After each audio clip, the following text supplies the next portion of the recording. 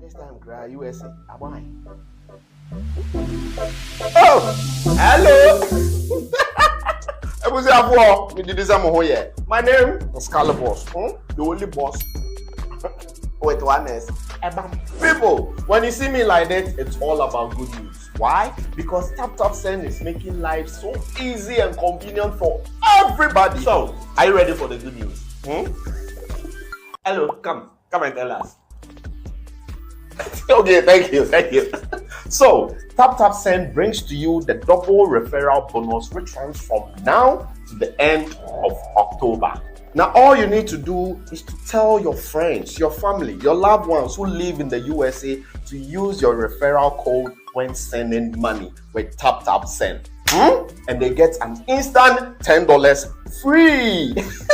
Wait, and you that they are using your referral code, you are going to get double your referral bonus. Initially, if you're in the Europe, you're supposed to get €5 for your referral bonus, but now it's a double promotion, so you're going to get €10 instantly. In Canada, it's also double, so that means 10 Canadian dollars. And if you're in the UK, as usual, you're supposed to get £5 for your referral bonus, but now it's double. So you're going to get £10 just for you.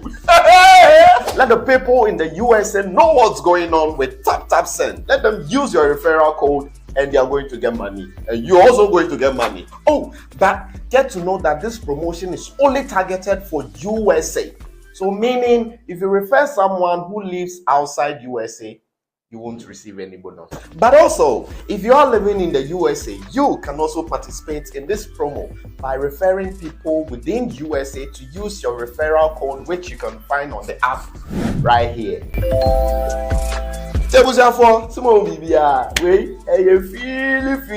With Tap Send double referral bonus promo. It's a win-win affair.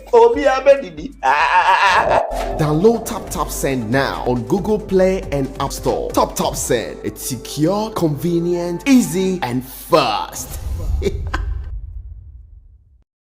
I shaping out the Bible in the bed on Crawford say, Nala so they snap in the bed. I bet people call me Kofi Kinata. I say Black History Man Kofi Kinata, my rap live is the Made in Ghana UK Festival. Kofi Kinata will be performing alongside Godfather, Samini, Jupiter, Wendishi, the whole lot at us. I'm a or East Winter Garden. Black History Month Made in Ghana UK Festival. Move! Made in Ghana UK concert comes to London Friday, 28th October 2022. East Winter Garden, 43 Bank Street, London, East 145NX. Performing live: Kofi Kinata, Samini, Jupiter, Wendy Shea, Sharifa Gunu.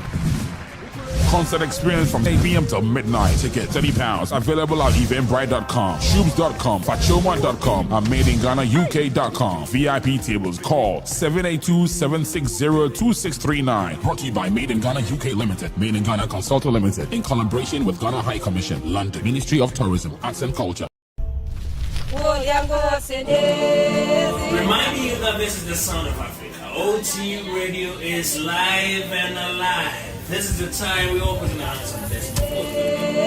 This is the newest version, of course, the greatest time of our moments now. OT Radio has come to stay. Tune in on www.otradiouk.com, and of course we have live activities more coming on politics, sports, social entertainment, and everything that you request. My name is Sankofa Tinan, so I'm going to be part and parcel of it. And of course, OT Radio has come to say this is the sound of Africa.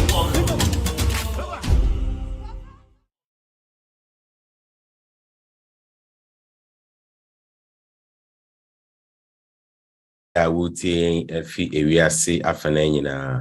I welcome you to your number one show on Thursday evening. Time with Tap Send live on OT Media TV, streaming on all our media platforms.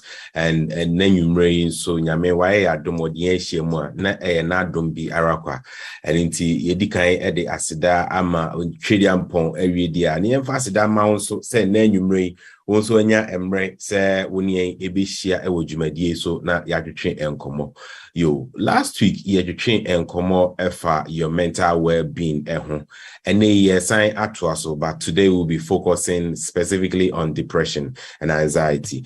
And so Nyame wae adom, our speaker for last week, he was excellent. And Nyame wasan adom wadina ba bedom yen ene was sign any atwa topic so na mede asidan so ebema tap send. Isan say your mother Roma and Nikita Imu MITMD Jumadi Ebro every Thursday bia and the tap send asida enko Emma Juma 4 and a Juma Kunina Yebidi kind so aka say AB a wohwe wutie na say untimi and download the tap send nibia pomodia na kwa App Store Play Store na download the tap send a very easy, convenient and fast to say is the easiest way to send money to Africa, especially Ghana. And this I won't download the Abomodiana download it. Niti true December yebeko Ghana, do drona yebeko Ghana no. Ube here tap send app no. Idan se uko do Ghana na onhochirewa na nyesa afi na yese boga wayembre na okobobi siebia debi. And once watch tap send app no na odi send disika edi abre wangasa wo ewo my Ghana. Samso na obetimi use edi aye mobile payment ewo on my Ghana. Enti akwantufoɔ boafo a sɛ wo call my Ghana mudia ubehia pa di bomodia na download the tap send app ni bi na itimi aboa. Ma me call tap send asuye na me mfa growth director for Africa Oramauto emfi ehonomo Emmanuel na wo mayentinia ekoso e tap send asuye na otwimu na ne customers enso enhwe anase omo nhye ne nso no na yahwe na nsan ne yete se 30th September sim registration abawie yebekɔ hɔ no mu ne akotie se ɛho nsɛm sabri akɔkosi se Oramauto memoadwo emo akɔ aba edo eba dwumadie so na nwumre come good evening yaboko nyamena do me ho ye pa na so ai Mr. me ho ye pa akodo fie de come again akodo fie ai nyamia do se wa hwɛ me background na team se me do fie I mean, yes, I do feel now, but wait, I mean, you've got home safe, so that's good. It's here for you now. A very good evening to all of our listeners and customers who have joined us today. Within the Daro Kokumalto Abraham, with Peki. I was born at Telesur Military Hospital many years ago. I lived in Medina all my life. I went to Presec, and then I went to Legon University. But for the last 18 years, I've lived in London, and I happen to be the growth director for Africa for Tap.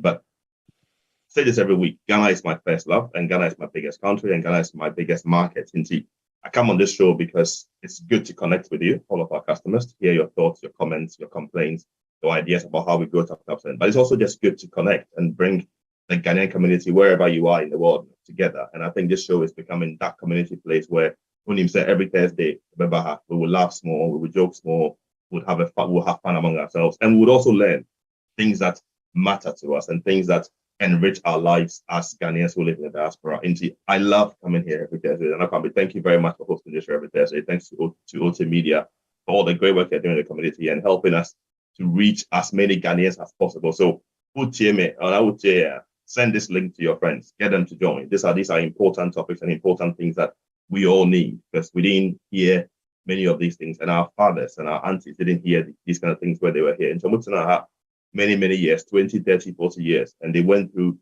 some tough things that they haven't even talked about yet. Indeed, these kind of communities are important to bring us all together and to become part of send a link to someone and get somebody to join, and let's all learn. Last week, it's here about mental health, and today we are carrying it on because of the popular request of the fact that people want to learn more and more and more. So I'm looking forward to what Doctor has to tell us today. Dr. Tim, I'm very expectant on what we're going to learn today and what discussions we're going to have, which will be great.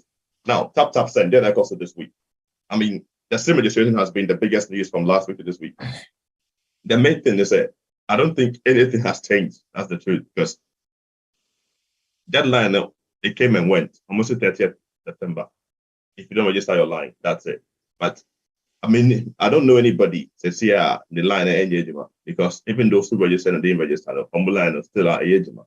So Ghana, I don't know what's really happening in Ghana. I've been trying to get hold of both the NCA and the NIA and MTN to confirm, but almost say they are working on one next. If your number is not registered and it's still working, I'm just telling you, say it's time to still go and get it registered. Yes, sir. Ghana, they only said it will just happen like that. Like, and then your number will stop working, the Momo will stop working, and your recipient won't be able to receive money in Ghana. And please tell your recipients or tell your loved ones in Ghana, say this will still go ahead and get their SIM card registered if they want to continue receiving money from you who lives abroad. That's the main thing, and that's the big announcement. The other big announcement is about our US promotion. If we have family in the US, we are encouraging you, and what do you call it? We are pleading with you. To tell all your friends in the US to join TapTapSend, so that the kind of great service and the great community and the great things that you get from TapTapSend would take Europe and also to UK. Now, even in the US, they would enjoy that as well, because the bigger we grow the community, the more TapTapSend can give you better rates. I've always said it. Up here, I also know the reason we can give you free money transfer and we can give you the best rates in the market is because we have a very good bargaining power, because we have a lot of Ghanaians who are part of us. And if I go and buy a CD with my dollar, I can get a good price for it. And if I get a good price for it, then you customers get a good price too. So it's important that we grow the community. Invite your friends, invite your cousins, invite even your distant friends on the Mukasakra. Send them this WhatsApp message. Your old school association group. Invite them also to TapTapSend. If they're in the US, tell them to join, and we will double your referral bonus for the month of October. And then be the cost of it. I think those are the main two key things. There is the matter of rates though. People always, when they said people keep texting me, say, oh, rates, no. What's going on with the rates? I'm happy to say, we have now passed 12. If you're in the UK, you're past 12, they say, into 12 and also. If you're in Europe, you're past 10, they say, because the rates are good. Now is the time to send money. So if you're keeping some money in your bank account that you think you're doing some projects in Ghana and you're thinking, the rates are very, very good right now. And everything that I'm seeing tells me, maybe it will stay this good for long, but it won't stay this good for long. Because the way the CD is going right now, the rates are good. But still, once our brother Ken Operata and his friends turn the economy small, then it will start to go up again. And they say, call down into £1 a dozen, $1 a dozen, €1 a dozen. Send your money now if you've got a line in your account and you have projects to do in Ghana. And we'll continue to give you the best rates that we possibly can. Absolutely. And I think I'll hand back to you. I'll be here throughout the show. I'll be in the background. I'll be in chat and messaging me. Tell me what's going on. Let's know what's happening in your area. Say hello, and let's be friends. And hopefully, I'll talk to you guys at the end of the show. And I'm coming back to you. Hello. Yo, Ramato, Medasi, and Enumerate. Michelle said, Afe, and I was joining and show ya. We meet to at the Amayan. Sabri, Ebra, Yebe introduce and guest speaker for tonight. Okasa area na fe yama ho kwan na with the question aba based on the topic and a ka ho asemi. At some point in the program, you be breaker room 1 e honom and a customer service team no ebe honom na obi a wo any issue bia when the TapTapSend account the transaction no obeko honom ukọ honom a your team no honom a on be support you to resolve your issue or assist you. And so question time now for your TapTapSend focus section where your questions, your contribution, no so no the beba now for your share quiet no so no you be me ano amount. Sabra me no ka say edu ebra yebetoa yen mental health talk you starting last week yebetoa so. Na we be focusing on anxiety and depression. Making kind maybe our internet so na it was a bit worrying. But Sabri, mema ho kwan na yenuaba Teresa were introducing and speaker no at the amai enunachino. Besamba. Ma Teresa. Yo nana kwame me daslebre abusna for the mamu nyina akwa babiom about time with TapTapSend. And I just say, young papa, assign it to know who as was say, and again, so Babana, knowledge, Nami, Eddie Adom, so no honor, so a blessing with Ebi. Nana already may summarize because last week I'm saying introduce Daddy, but for the sake of I wish I found out may summary about the profile because I said the name no our pioneer dear or will be Ankasa. We are blessed to have our daddy again this evening. For the sake of those who were not here last week, I'll take this opportunity to introduce him again. He's currently the consultant psychiatrist in charge of the Croydon South locality team in London. Following the redesign of mental health service in South London and Mosley NHS Foundation Trust. After completing his primary medical education at the University of Ghana Medical School as a pioneer student and working in the Ghana for 3 years, he won the Commonwealth Fellowship and proceeded to the University of Otago in New Zealand for postgraduate studies in community child health and public health. Since moving to the UK in 1975, he has worked as a clinical medical officer for schools and child health clinic in London. He entered the field of psychiatry in 1977. In 1983, he was appointed a senior lecturer and consultant psychiatrist at St. Bartholomew's Hospital Medical School and Waltham Forest Community. In 2009, he was awarded an MBE by the Queen for his services to medicine. This is no other person than our very own daddy, top percent customer, Dr. Emmanuel Akuffo. Daddy, Yamawo Akwababio. Thank you very, very, very much. Thank you. As I said last week, I will do the presentation in English, but when you are asking questions, ask in the language that you are comfortable with. So if you ask Twi, I will answer you back in Twi or a bit of English. I don't speak Ga. I don't speak out, but the other dialects I'm quite familiar with. Well, I think it's very wise that today we're following on from last week to talk about these two very important topics, anxiety and depression.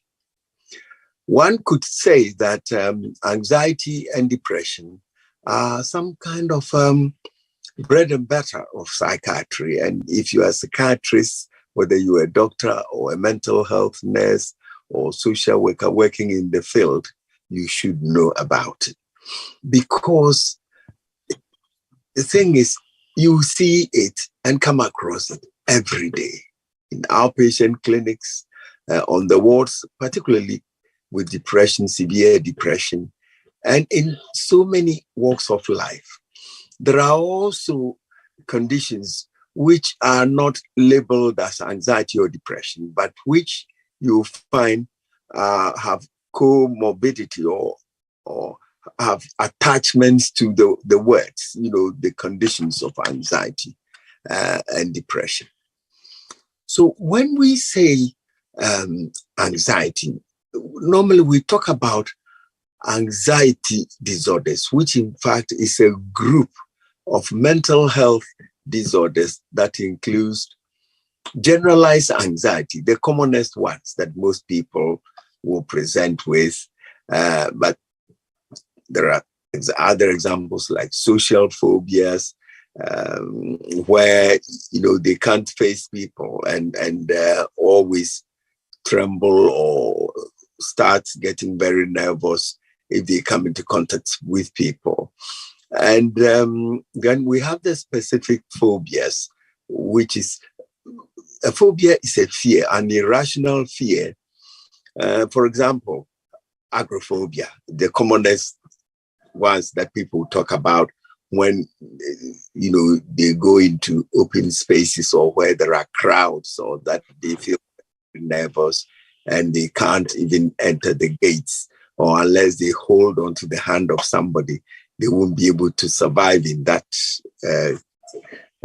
context. But we also have anxiety or irrational fear of certain situations or conditions, or of animals, or of certain objects. And one of the commonest, as I say, is we've talked agoraphobia. But claustrophobia, again, is also the fear of confined spaces, where if you put him in a small space, he just cannot cope with it.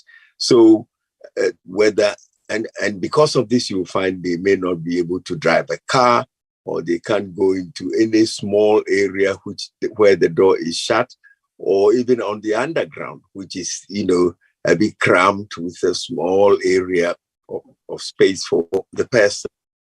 And then we have things like somebody who may have some particular irrational fear, or fear of, say, spiders or insects, or, and when it's spiders, we have this long word, and I only recently somebody asked me about it, so I had to explain. Arachnophobia, which is a fear of spiders, for example, especially the black spiders, and so many other things. But because it's under a group of disorders, that's the same place we have things like obsessive compulsive disorders, which may be in their mind, like in certain repetitive, intrusive thoughts, or it may be like rituals where they touch anything and they have to wash their hands, check the door several times before they go out, or they always think they are contaminated and therefore, pushing things or washing. And sometimes they can wash their hands to a point where the skin even becomes very red or can bleed. So these are just examples. And then we have the very, very serious condition like post-traumatic stress disorder, where some catastrophic event has happened. And because of this, the person has become extremely and unduly nervous and can't do very much. Even ordinary domestic chores or activities of daily living, you find that they become very impeded. But it's also important to remind you of generalized anxiety, which is not specific to any particular situation. But the person, all you find is that they become extremely nervous, and you begin to wonder what is going on, and people will keep asking, what's wrong? And in for example, the white skin, you see that somebody who has come out, maybe blonde, ordinary nice skin, and then one moment you turn around and you see the person shivering, sweating, the skin going red, not being able to keep an eye contact, and so on and so forth. And you have to ask, is there something wrong, or what has happened? And so on and so forth. And then within the anxiety disorders, there's also the panic attack. Now, the panic attack, which is a catastrophic reaction, sudden reaction, like a surge of all those nervous symptoms that I'm talking about. And you find the person is not even able to move. If they are doing some activity, they come to a sudden stop, and they just can't go on. And when these things happen, we have to look further into what is causing it. We have to take a proper history and find out, has something happened in their lives, or are they going to face some interview or exam or some court case or something, or is there a relative in the family who is very ill and they are anticipating the worst, or things like that. Because this will summarize anxiety. So for the doctor seeing a patient with anxiety, you've got to get the history right, because we don't want to make unnecessary mistakes. And what we tend to do is we have to ask the person, because they will tell you about what they feel, but you also have to ask, like, are you feeling nervous, anxious, or on edge? And if so, since when? What has triggered this? And they'll tell you. They'll tell you that a week ago I started it. I can't go out. I can't go to work. I can't go on the bus. I can't go on the train. I'm so scared of being on my own. And even when there are people around me, I can't interact with them. So anxiety can be quite a serious thing. And then we want to know, are there things, accompanying things like sleep or repetitive worrying about some events which are about to happen or which happened in the past, which are caused you, or the person to behave like this. And then you find that they worry about anything, the least thing, what people will just see, laugh it over, or just walk away quietly. This person is going to stay for the whole day, think, worry about it, can't eat, can't even go to the kitchen to make a cup of tea or something. And then you realize this is not an ordinary form of anxiety. This is a severe form of anxiety which requires treatment. Please, if anybody near to you, a patient or friend, relative, is presenting with these symptoms, please talk to the person, find out what is wrong. And if it's something beyond you, not for ordinary counseling, please take the person to your GP. If it is very severe with a lot of panics that the person can't even sit down, you may have to go to A&E, unfortunately, and a doctor or a psychiatrist on duty may be called to see the patient. So I touched on the general symptoms, not only that, but certain conditions which are all grouped under anxiety. And as I say, when a person comes to me, there is a simple test which I always make people complete, because you see, these days when you are practicing medicine, you always need some kind of evidence, because apart from taking your history and writing everything down for your GP, you want to do something like a self-assessment test or something which will help you formulate the case properly. So we have one called generalized anxiety, generalized anxiety D7, which has only 7 items, but it will help you get a proper knowledge about what the person is presenting with, what has caused it, what the symptoms are, and then you score it on a sheet and add it to the history and all that the person has told you. If you are not very clear what how to conclude your interview, it is important you get the person's permission to talk to a relative, close friend or spouse who may throw more light into what has caused this severe anxiety.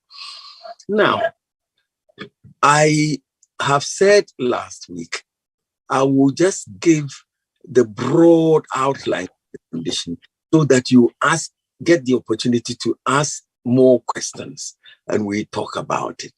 Yeah. Then you see things. People will ask, so how do you know that the person has anxiety and not something else? Somebody, and you watch them, maybe standing in a line.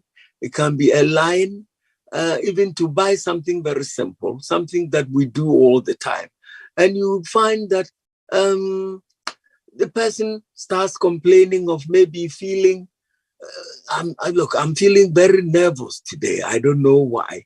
And then they can tremble. You see them trembling, and then they are very tense. They may be restless, sweating a lot, becoming unable to stand still, sit at one place, and then you will know something is not right. But all these, as I say, you got to do that and add what I described as the generalized anxiety scale, and then you will get a clear diagnosis. Then you have to talk about what do we do to help this patient, because for all these there are levels of severity. So depending on the level of severity, that is closely related to the type of intervention. Sometimes it's just a matter of talking to the patient. Maybe the person has an exam pending, or has a court case pending, or a relative is very severely ill in hospital, and the person fears the worst, what could happen. And if it is possible, please talk to them, try to calm them down. If they need some water or somewhere to sit comfortably, let them do that, because these simple things can help initially. I'm not saying that is the answer, but they can help to alleviate some of the consequences, which sometimes could be quite severe and lead to even hospital admissions. Although it's not very common to get people with generalized anxiety, ordinary generalized anxiety, as inpatients. I'll explain that later when we come to question and answers. So I will leave anxiety like this for the time being. But what treatments do we do? For anxiety in particular, it's always important that you think of, if you know what has triggered the anxiety, obviously you have to try and deal with it, and the person will get better. But there are some standard things we have to do, because the intervention of a psychologist is very, very important. Because the psychologists have specialized or learned about human behavior, how we respond to various situations. And therefore, they can devise psychological approaches or interventions which will help the patient. Of course, if the patient says, well, I can't sleep the whole night, I'm sort of tossing and turning, I can't sleep, I can't get any help. Can I get something to sleep? Of course, you do that. But we have what we call anxiolytics, or drugs we can fight anxiety. And then you can give some.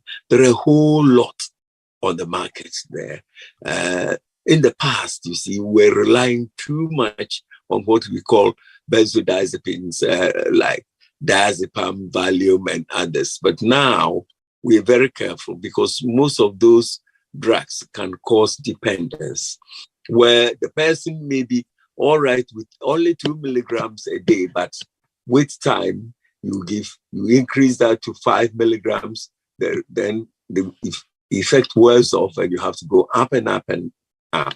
So we don't encourage getting too much or giving too much benzodiazepines to people.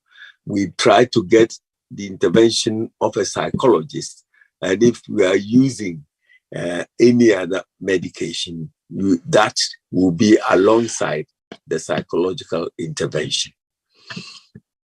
Now, we're going to move into depression, because this is a condition where I want us all to pay particular attention.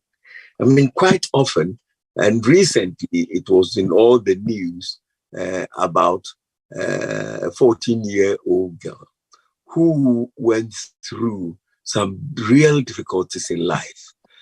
from some of the things which the press were saying, and I'm only saying the press, I haven't seen any detailed psychiatric report or anything like that.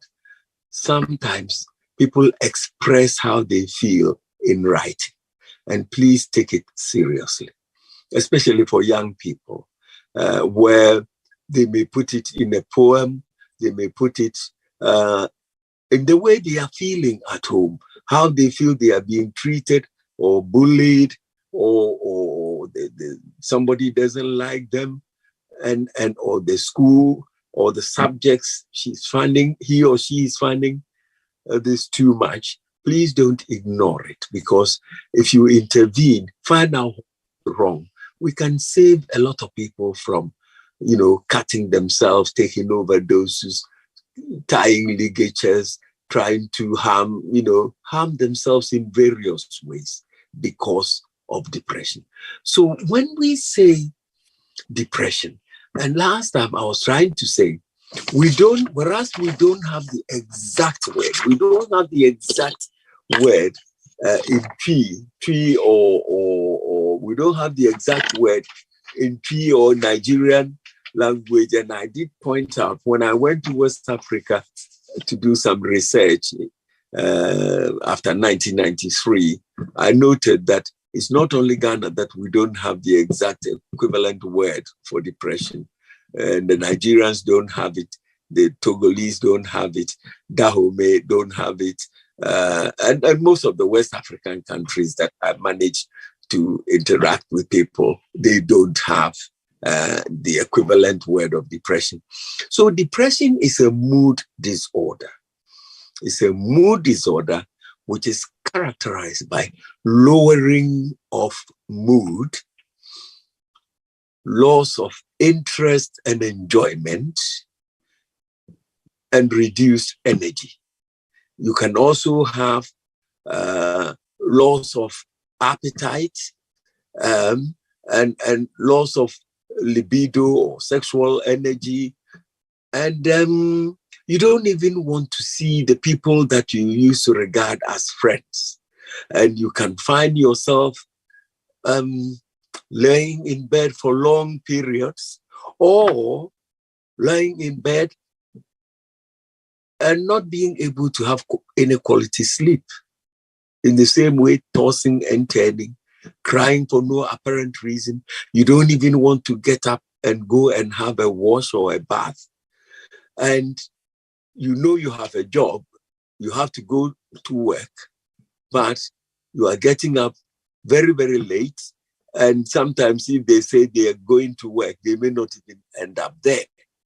And then I think one of the most serious things is when they start getting what we call dark thoughts. With the dark thoughts, terrible things come to your head. What am I doing in this world?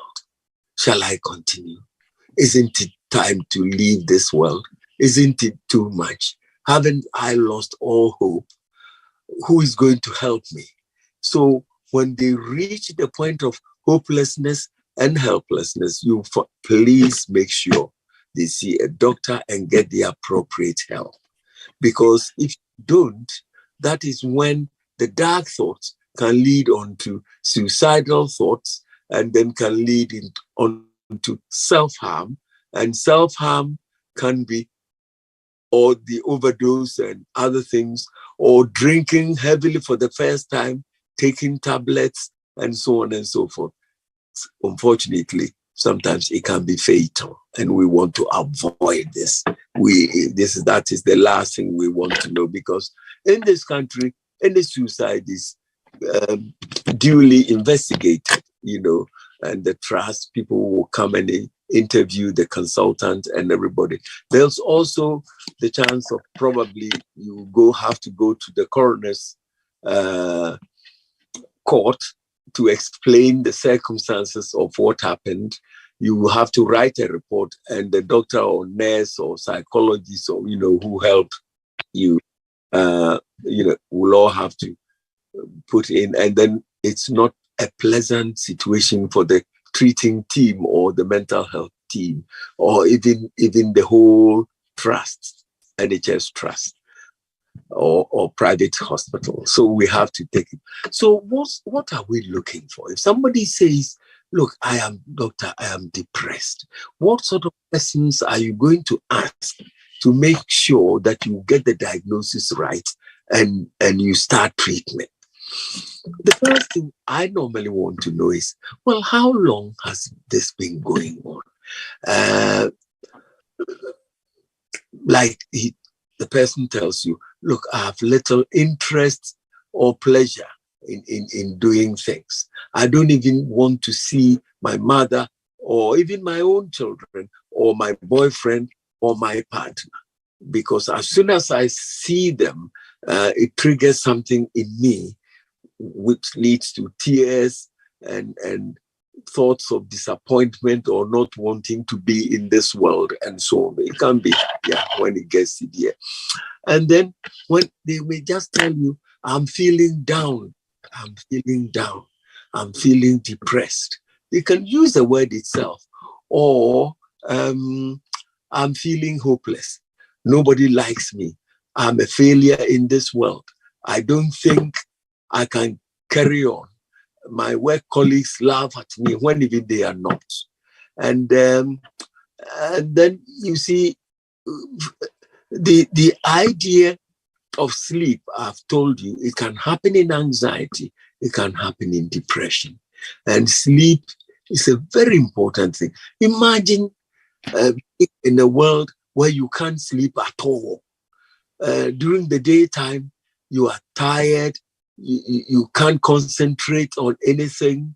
When people are talking to you, your mind is somewhere else, and you can't interact socially with people. You don't want to go out, you don't want to have a bath. Everything is like you've withdrawn yourself into a shell. And then also, we talk about appetite. In depression, you find that the appetite is erratic, and it can be loss of appetite or picking at food. Food that you didn't even like before, you find yourself picking at food because the eating habit has become quite erratic. So you don't want to, in fact, you like the best food that you like. Mom cooks the dish, or your sister or your husband or somebody, you see the plate and you see them pushing it away. You put the breakfast on the table, you go to the market, you come back and the same food is on the table with them under blankets. Usually you find them, they draw the curtains, they don't even want to let light into their room. So when you get all these things together with, as I say, trouble concentrating, and even when they are talking, you find sometimes the speech becomes so slow. Somebody who used to talk, very eloquently, now they very slow down, and they can't even maintain eye contact, when they're talking to you.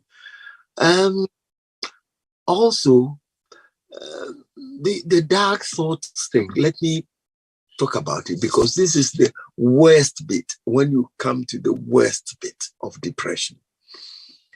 If people start maybe writing what looks like a goodbye note, or something like you suspect is like a suicide note, because you read it, you are confused, you are scared that something is going to happen to this person because they are plotting to do something and it's been put in words or it's written it somewhere. Please, please, please, please make sure they get immediate help. Because if you are not careful, the person will do something drastic before you know about it. And there have been cases where doctors and community nurses or care coordinators have paid home visits and found somebody hanging in their bedroom, or even with the family downstairs watching television and not knowing that this person is upstairs who has seriously harmed themselves, or hanging on a rope or a cord. Because these days there are so many things. Even the pajamas belt or the mobile phone cord, and all these things can be used. So please, when people are expressing all these, take an interest in them. Be careful, because we don't want to lose a life unnecessarily. If they are not eating, nor sleeping, nor going out, nor getting up to have a wash, everything becomes a try. They cry for no apparent reason, hiding in their corners, draw all curtains, not wanting even to come out of the rooms to eat a breakfast or the lunch that they used to like a lot. Please, these are all extremely important. And make sure you see a doctor. If suicide risk is very high, you can talk to the ambulance crew. You can send the person to accident and emergency. If the person is already under a mental health team, you can call the crisis line or the duty line during working hours, or the GP, and you'll get some help. Also, there are certain lines, especially out of hours, like there are the Samaritans. The Mind has got certain crisis lines that you can talk, and they may be able to give you some advice. But quite often, because there is no motivation for the person to do very much, don't rely on them doing all these things themselves. Please, if the person has confided in you, you have to be proactive and get the help for them. I have talked too much, but I'll just end by saying there is treatment for depression. You can treat the person. And we under the NICE guidelines, you can use an antidepressant if it's severe, and you have psychological therapy as well, cognitive behavior therapy, or any of the talking therapies. And you'll find that eventually this person will get better, and then smile again, have a wash, and we'll be able to go back to work. So I will end here and get people to ask me questions or pass comments, and perhaps we all interact about this very important subject in psychiatry or in our mental health. Yeah. Okay. Thank you very much, Doctor, for your comprehensive summary of this broad topic called anxiety and depression, or anxiety or depression. I read this from one online platform called Counseling Online, and it says mental health issues exist across racial, ethnic, and cultural lines, impacting individuals from all walks of life. However, these issues don't necessarily impact communities proportionally. Black Americans, and for that matter, Black British in particular, may face mental health obstacles at a higher rate than other groups. Sometimes, this was said by the U.S. Department of Health and Human Services. It says Black people are also less likely than white people to seek and receive treatment they need. This is my point. Why, Doctor? Right. Mental illness is always accompanied by some prejudice or bias or stigma. Now, in African communities, and I touched on it briefly last time, in certain African communities, or even among, if you compare the whites to the Blacks, in some communities, people seek help late. And you find that when people seek help late, you are getting them at the severe end of the condition. Because in depression, when it's severe, you can have psychotic symptoms. You can have psychotic symptoms when delusions or false beliefs and hallucinations, auditory hallucinations, or seeing things, they can all occur when the depression is very severe, and where people are sometimes in denial. They don't want to accept that there is something wrong. They want to be seen as resilient, people who can fight it and so on and so on. And I always said to people, please, there is a limit. There is a limit. And when you can't fight it on your own, seek help early. Now, I think in our societies, the stigma against mental illness, I'm afraid, I found this in West Africa when I did my studies, because I did my psychiatry in this country. So going to West Africa to study, and I remember in Accra, I visited Pantan Hospital. I also had to go to Akuffo area. There is another psychiatric hospital there. And then I observed some A&E departments and what the cases were, and the cases that were coming to A&E were mainly on the surface physical. But then, because I wasn't meant, I only had the permission to observe certain things, sitting in a corner with the permission. I had a letter of introduction. What I noticed was that what in this country, I will pry with further questions, the area of mental health wasn't taken as an issue. Although, as I say, as a qualified consultant psychiatrist at the time, I would have asked further questions. Even the patient has come to me with a headache, or I can't sleep, headache, I can't sleep, I can't eat, and so on and so forth. Apart from checking for physical health conditions, I would check for certain psychiatric conditions as well, including just asking a few questions about depression or anxiety or any other thing which may relate to the person's mental health. So when it comes to getting statistics, I'm afraid because most of the Blacks, and it's true in this country, is the same. We present late.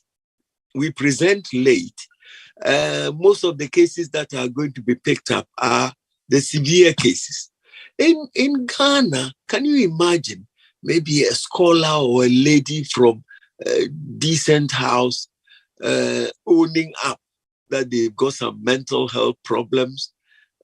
They'll try and get some help privately, and in the villages, of course, there's the juju man. It's not the doctor who sees them first. They're going to go somewhere to be given some concoctions or potions or so on and so forth. So the psychiatrists, although they are not many in a place like Ghana or Nigeria or the whole of the West African area, they are very few. So they are not the first line of call at all. They are the last. They are the last because you don't want people to see you even going to the psychiatrist's office, that kind. Whereas in this country, there is prejudice, there's stigma and so on and so, but they go. And mental health departments are big departments, community care, mental health units, inpatient, outpatient, and all sorts of facilities, mind and all these are there. So those prejudices, and our denial, and the fact that we don't seek help early, when you come to look at the statistics, there will be a skewing that Black people are this and so on and so forth. It's true, because unfortunately, with the use of the Mental Health Act, where people are forced compulsorily into hospitals, and there is a particular one used by the police called Section 136. And in Section 136, it's a power that has been given to the police under the Mental Health Act, where if they think you are behaving abnormally or that your mental health is affected and you could be a danger to yourself or others, they could put you under section. If you are outside your house or outside the hospital or and take you to A&E to be assessed and sometimes to be put under compulsory section, So from what I'm saying, it is obvious that we are going to be more represented when we look at the statistics. But it's an interesting area. If you make the comments or ask, I'll tell you what I also know. Okay, yo, abusia for Sabri Ayemra, also a question bia with me amount saso na mafro na doctor no Ediama. So if you have any question based on the presentation he made just now, or if you have any contribution, any comment, you are welcome. So Zoom this one, just raise up your hands and I'll call you, or you can put your question in the chat room and I'll read it for you. Before I'll pick Grace, Doc, there is a question here regarding why people are not seeking help early. Yeah. Theodora is saying that, but it is scary to seek for help. They will use that against you later on. They will use that against you later on and can take your kids away from you. It's not a joke. From Theodora. Okay. Theodora, it sounds like you must be in UK or Europe or America or somewhere, not in Ghana. Am I right? Or it's possible. It's possible. Yes. Okay. Because the way she's saying it, referring to where social services will come in and all that. Yeah. UK, European, American, Australian, these are what they do there. Because you see, if, for example, let's say you are severely depressed or you have a serious mental health problem and you don't seek help, what happens is maybe you are not even getting up to get the children ready for school. Supposing your husband has traveled, you are feeling very depressed, you are lonely at home, but you are not seeing the doctor and you are crying and you're not going to get the children ready for school. And in this country, if your children are of school-going age and they don't turn up at school, there is a social worker there or the teacher or the headmistress who is going to telephone immediately, find out what is wrong. And if the children come and they are not properly dressed, they are not properly groomed, and children, if they haven't eaten breakfast, they will say it, at school, that mommy didn't cook any meals for me. So when these things are there, what will happen is the school social worker or the teacher or the school teaching assistant will call, if there are concerns, like the children are losing weight, their behavior is changing, and so on, they'll contact social services that we are concerned about these children. Can you please pay a visit and find out what is wrong? But they will do it using the least restrictive option. In fairness, we have to do that. They will call the mother, maybe call the GP. Have you seen this family, so and so? But the person who is depressed, scared, anxious, may not pick up the phone. And so there is a cycle. You don't pick up the phone, you haven't brought the children to school, they'll go and get, you just go to the magistrate and get a section 135 warrant, and to go to enter, and because we are worried. We don't want any child to be left behind in this country. And I wish we could do the same thing in our countries as well. So social services will come after you. So don't wait for social services to come. Speak to somebody, confide in somebody, go to the GP, go to A&E, get some help before it's too late. So what the lady is saying is true, but it's not done just like that. We have to use the least restrictive option before a child can be taken away. Yeah. For Grace. Grace, please unmute yourself. Nafa question, bro. Thank you very much, Doctor. This is a contribution, and it's for all of us. As we treat headache, as we treat broken arm, broken leg, or stomach ache as sickness, we should also treat depression or anxiety as sickness, because nobody will stay in the home with stomach ache without going to see the doctor. Correct. Mental illness is illness, like as I've already said. So we should also learn and seek help, because if there's so long as when you are having stomach ache and you don't stay at home, or you are having any other heart palpitation or whatever, and you seek help, we should treat mental health also as a sickness in the brain and seek help. Thank you. Ma Grace, where the answer na abekono. Yeah, community na ye woman Africa for ye ka say wo mental health problem pe wabodam. E dey futu na de be mai. Mu say yare a etimi eso sabio yesisi ye kwanchi ye yefumu ya so no sa yare no a netimi ka ya dwen so enu ti se wunya adwene mu yade a woma yenyi sa titi ho anase efie be ka sese ya na be ka se yin no woma yenyi ntontwene na hu se wo yare a wo hwehwe do enu ti adwene mu yare enye ne ekuru a hu ani ana wo de edu atare mu doctors wo ha lititu aha anase ama fofo yi mu no enisa ye ma aniwo anase ferry anade nipa beka enu ti ne yahwehwe moa bibi ti say social services dey ya emi nwan bi say no kra na nso eye wo ane nkwara ni nyina yi edi enti ene ma ne basa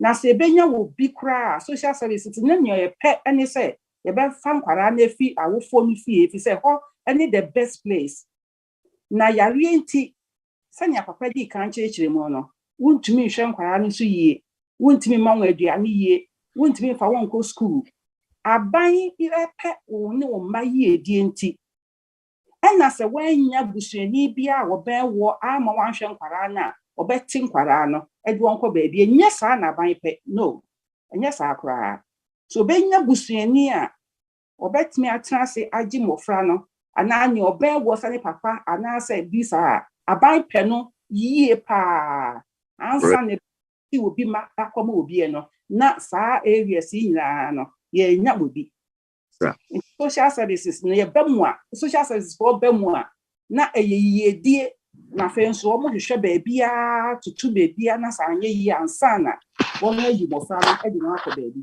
enye ko na na ba. Okay.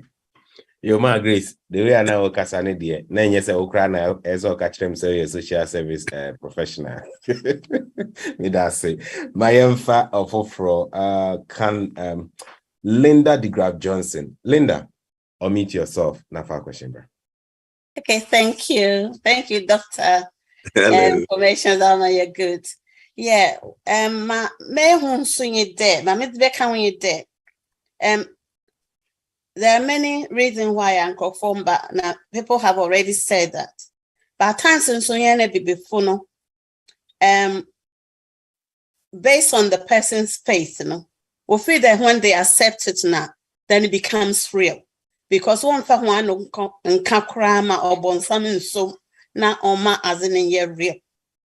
And see, I have seen some even nurses who don't have the mental health background who believes that. So they're going through something, but they don't know how to go about it. No, so the knowledge is also important. That was start to worry about the people would now begin to understand because people don't know where to go. and because they have ideas of what mental illness is. But there are the improving access to psychological, the IAP services are, you can refer yourself for psychological therapy. And at times you don't have to go through the GP. I don't know whether it's in every area, but in my area, for instance, you can actually go and refer yourself to improving access to, you can get some therapy. And so if you know where to go, but men who there in Ghana, people in Ghana, men who some attitude about professionals themselves in Ghana, they don't keep confidentiality. The way I work as a bit much now when I read today, a professional or a cow be some without even thinking. So when people know that, when you say or share or be, especially if this is to professionals, so there. When people are made to believe that, yes, there's confidentiality, so it's very, very important that once we are not sharing with anybody who is not a party to your treatment. But the information it will be used effectively. And it was shown there as an Americano or the baby. And people, professionals' attitude need to change, especially in Ghana or whatever, so that people will feel, even when they know that the services are there and they are safe, that they can come and their information will be kept confidential. Okay. Kwabena Samoa, Mr. Meet yourself for us. Why? Yemfa Quartin, or meet yourself na for question, bro. If you want to call. But I mean to me, Bonidi. Quartin, yet. Hello, good evening. Good evening, sir. So kakra me pese me bisa ni se in case mental have ya kan. Me o cousin bi wa ha or suffer from that kind of same situation. She say I will fee. Now recently I or coffee no almost no or free story building third floor Me to myself. To me for myself. Hello? Battery you. Free third floor Europa third floor. Also on him the no or Kostrana down for me. Until all of a sudden almost share of the third floor or for or bubu. His partner called the waist. Ne both legs ni na bubu or coma 3 months. Emma almost na anti share no no hotono 3 months no ba normal from coma. The nipa na or corn hon no match na too. Because I want him there esi ya ofri sro be hwe for. Ti gise ono na we pra no ti mikasa weakness bi aso ni ho. Ti oba normal no mbisa say den no se ono hu de hu ya nse ase bibi chense umpi and no free sro. Be for before ansana omunjai nipa no na danfo na okono ho. So me why no di 3 months. Help police. See, after 6 months, no catch on so be say coffee. Hena omuja bibiano on the coffee. Recently, a coffee now like oba a go up and down near that dia. And I didn't started by be or say obompai, you know, obompai and a cry na enta obi abo obon pie kakra all of a sudden empire na I can see like I know I started or very wild. We came together and then we approach him. He approaching on and I say yembi do no man on p. Let's say adiasa was 12 midnight. Gigi I was he be do no be man no way. Ghana so and I just know one way crowd be there ko no plan. He be do no man. He be do no man no ko e. The other guy back was you Charlie in shoot sign was no nyami na ye na adwuma. Ti nyami si onye ono na adwuma ono no oyehwana. Wait me accommodate you no grama na stop. And pass all koi. And past 7 a.m. and no back. Parking in your man na. Over Quaka. Until you see through say, yeah, be a man, we conquer normal. All of a sudden, it is Jan Quayo or until him say, yeah, one crying for almost a week. You have a fresh cousin obi the telephone like Nipano, the telephone nation or pick number now, no, or call it randomly. So be named the family member here. 2 1 after 1 we have now we have say yeah to emergency our hospital no say Nipano ni krom ha or anye no kre ti no you go hwe ampa so o ma to ni se ma o kan ni na enye normal. So, okay, can't say conform pound no free Europe, and I say then before I didn't see yes or coffee for good or my being. A mama any Kasai, I brought my yesterday any transi Kasai, or be over no or family members be like relatives, everything. You can't be house no the crown. That was it. But no, we already say on version because Ghana no because is here. Oh yeah, sir, more depression ronia that you know very expensive for sana me. I ever show ever more drew ever more baby atra in case of problem yeah kakra. Can I mean person me bisa say and no so no I dream it me the back like unnecessary thinking say when we say obi economy and I will be a and because of girlfriend, boyfriend be. Yo, your point is very clear. You know, my doctor na no my. Doc, based on the quoting ebusai obusase etimima any depression. As in your presentation, Africa, you name the word depression or me na mama kroma kra na ka mente say depression the word depression e da e kroma no mu e yade e free hin e ya dwendwen e ne ba dwendwen ne nya say depression na second question e be follow up no ne say e ba ne saying na this depression e be suicide na e say opeso jumpy opeso yes opeso kuni ho e ba ne say ne ma ne ba ne sa doc yo. Okay. So I'll speak English, but maybe I'll say first for everybody to understand. Yeah. As I said before, depression, anxiety, and most of these illnesses, you see, in the mild form of depression, you are getting low mood, maybe appetite is low, feeling sad and happy, crying a bit, with being withdrawn, not wanting to go out. People can talk to you and then you listen and you can pick up, you know.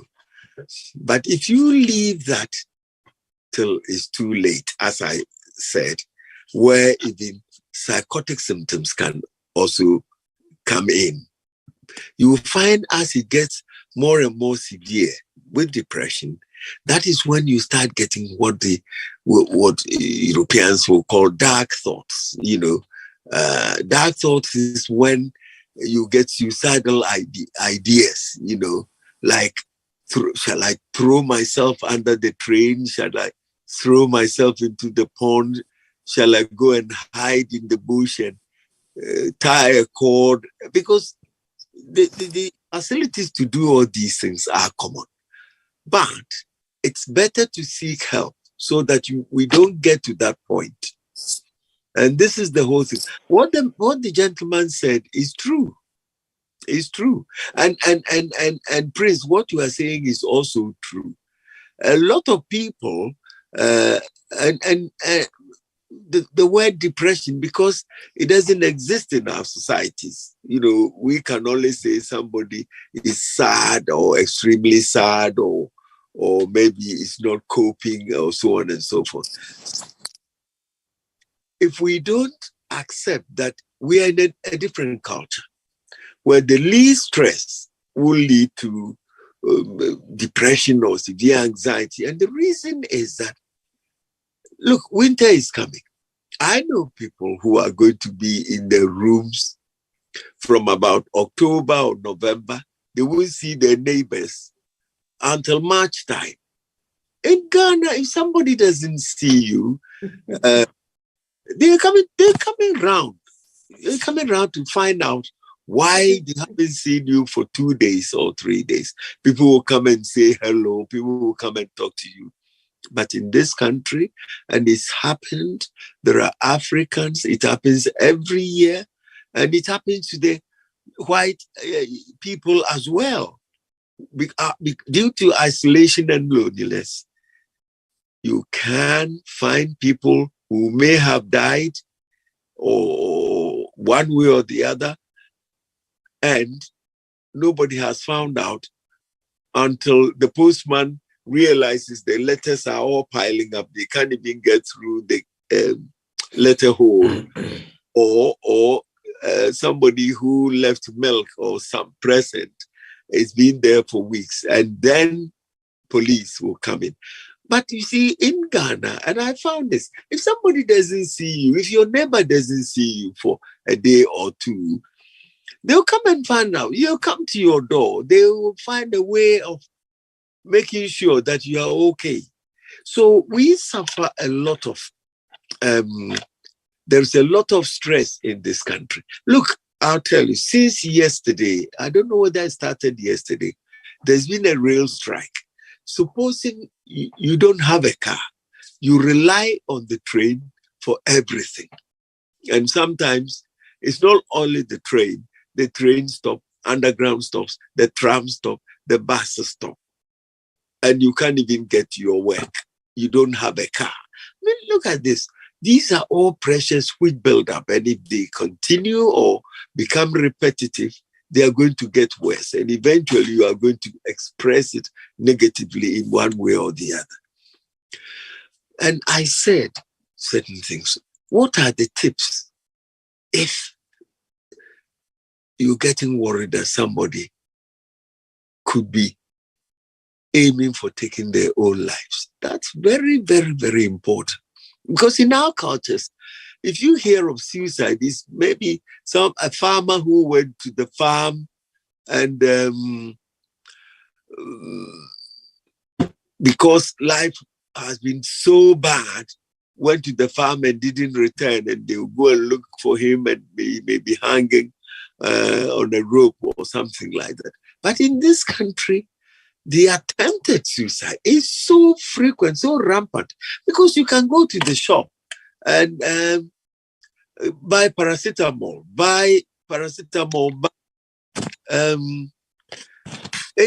a lot of, off-the-counter medication, accumulate it, buy alcohol, just enter, and you can attempt something quite dangerous.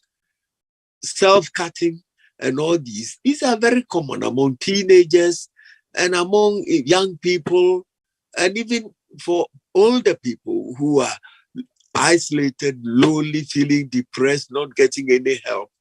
These things can happen.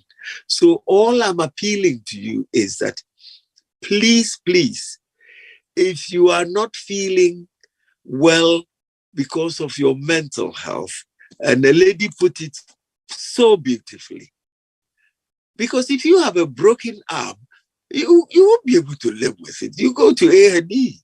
So we shouldn't assume that the depression is going to go away without any treatment if it gets severe. You know, and sometimes I even see people who are psychotic, coming very late to seek help. Of course, for those the bipolars, it's very easy, because bipolar, when you reach a point, you can't hide it. You can't hide it.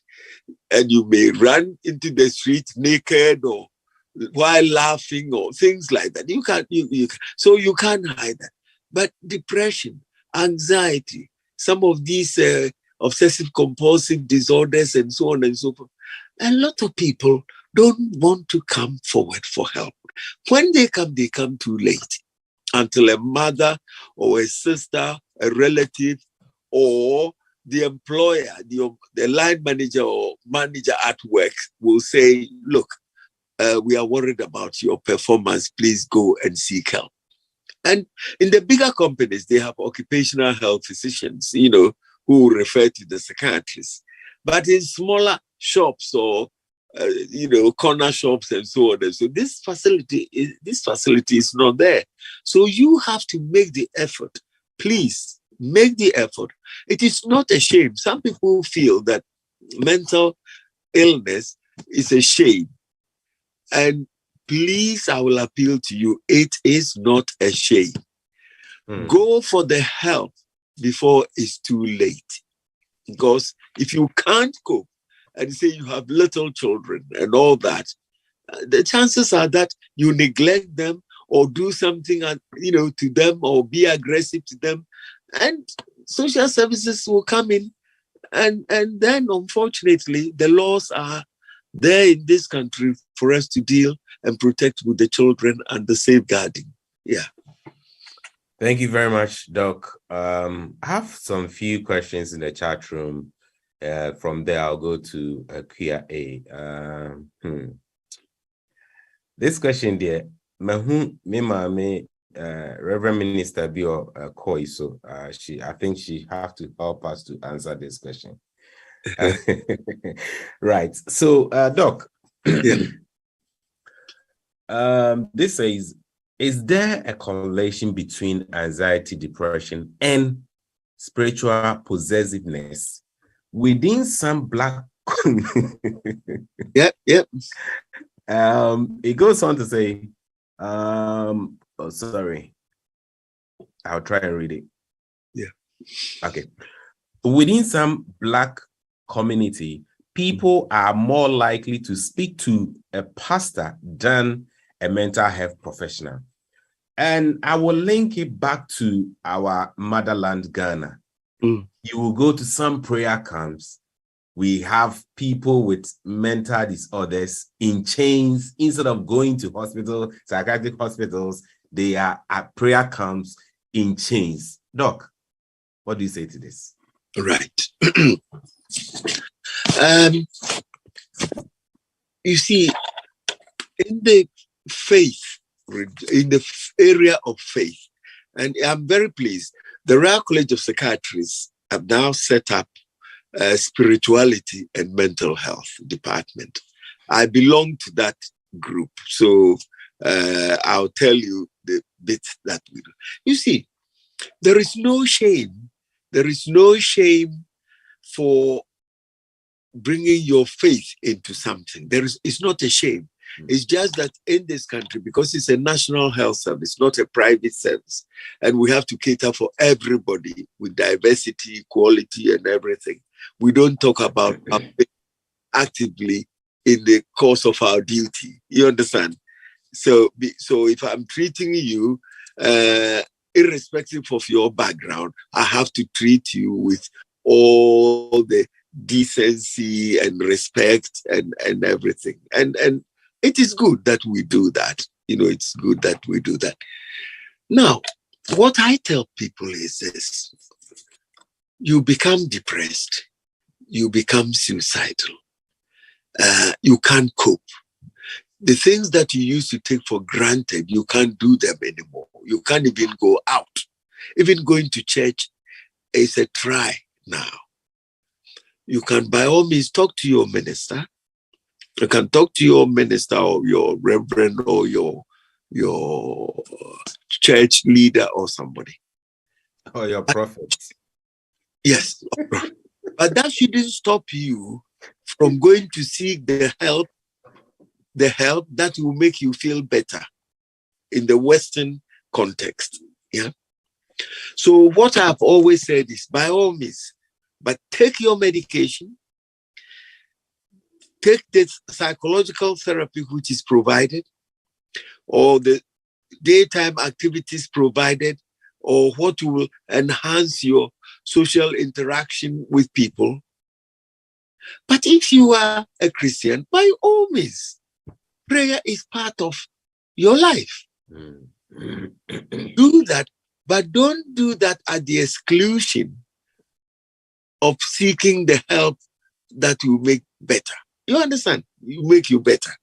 So it's combine the whole thing. Don't exclude this, because all these things is the religion is a faith-based religion. Yeah. So you have the faith, you pray, and you did a but if you are depressed and suicidal and you don't seek help, and then but I'll tell you this, I know most of the religious ministers or prophets and others, there are some of them, they do counseling, and there's no harm doing counseling, but they will tell you if they think you are expressing some suicidal thoughts and other things, the good ones will ask you to go and see your doctor. Yeah. Because the worst thing is to keep the person as more or less a prisoner of faith. You understand? And not allow the person to seek the help which is beyond your skills. Because help is available.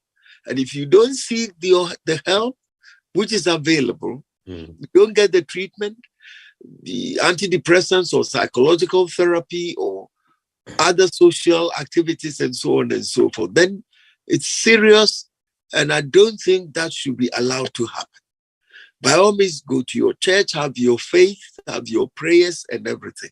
But for your own benefit, make sure if you are ill and you reach a point where you see, this is not me, people are telling you this is not you, seek the help that will provide you with medication, counseling, psychotherapy, and so on and so forth. And combine all that with your prayer. And when you feel well, go and give thanksgiving and then thank thank everybody for that, including your God. Yeah, that's Help how is available. Yeah, help is available. In your submission, you made mention of Mind Samaritan and all that.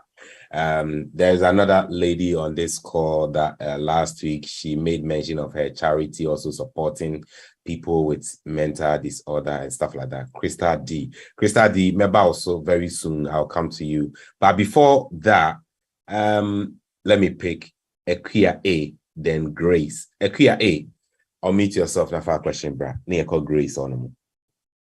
All right, Nana, thanks.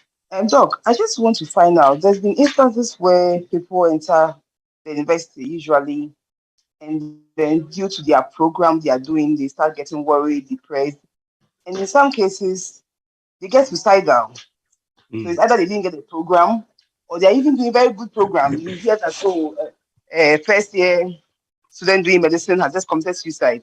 What is it about that phase that push students to that level, and how can the society or parents help to avert the situation? Because you want the best for your children and you want to really push them to learn hard and all that, but then how do you draw the line that you don't overdo it to push them in a totally different direction? What can be done, and what is it about that phase that causes those things? Right, please. Doc, sorry, before you respond to that, there was another question that somebody wanted me to ask for him. Based on what Equia just said, there is this thought that sometimes, like for instance, for example, students at the university who have no mental problem, and we start saying, "Oh, wait, if you are before no, what do you say to that one as well?" All right, let me add to my make one. Yeah, let me pick that one first, because quite often the person would have entered the university with good GCSEs, good choosing the subject, a subject of their interest. And during the sixth form or high school, they were doing extremely well. And everybody would say, oh, Jane or John, these are good, excellent students that we expect first or second upper from them at university. But the thing is, with student life, it starts with stress. And the stress comes because, you see, you are leaving a childhood life into adulthood. Now, that is a transition which is very, very important. Because when you're a child, you go out and, you rave or whatever, you come back home, mom maybe worried about you, there will be food in the fridge, so on and so forth. Now, at university, it is different. It is different that you've got to care for yourself in many ways. And this is why a lot of university students, you find they rely on takeaways and so on and so forth. And it's not easy to find new friends if you are not the sociable type of person, or you are the person who is always introverted, inwards, into your shell. You're not going to communicate your thoughts or interests with other people, and that's going to be difficult. So you are working under pressure. You are not catching up with the homework, or when you go into a lecture and you don't even understand what the professor or the lecturers are saying, you may find it difficult to ask questions, when even you don't understand. And somebody said this to me when her daughter dropped out of university. They came. She gave me all the history.